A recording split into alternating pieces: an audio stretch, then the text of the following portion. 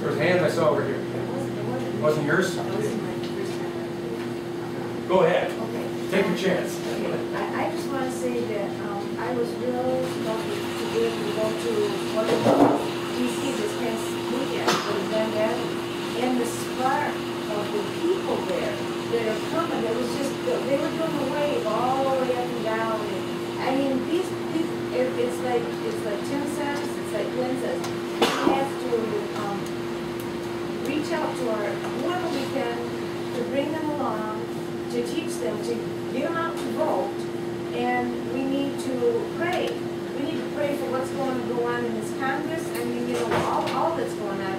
For the lame duck thing, maybe we don't know what to do, pray and ask God to do it. And He can move, you know, He moves and does things we can't, but we have to be willing and pray for Tim and what he's got to do every day. Pray for all the ones that are going to bring our country back again. If they'll have the wisdom, I mean, you know, that's what we got to do. Well, I think all of us, if you talk to Cancer Michelle Bachman or John Boehner or any of them, they all appreciate the prayers that people, praying people in this nation are willing to pray.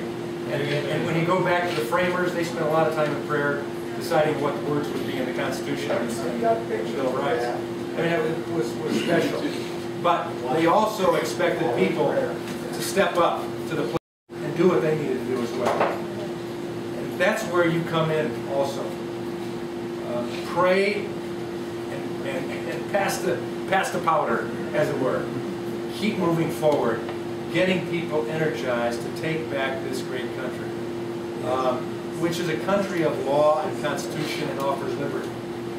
It doesn't, if you read the entire Constitution, you will not find any document portion there, any article, any section, that even intimates that anybody or anything or any entity is too big to fail.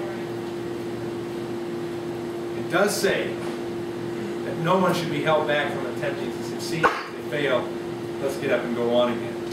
That's how we can do it in this country.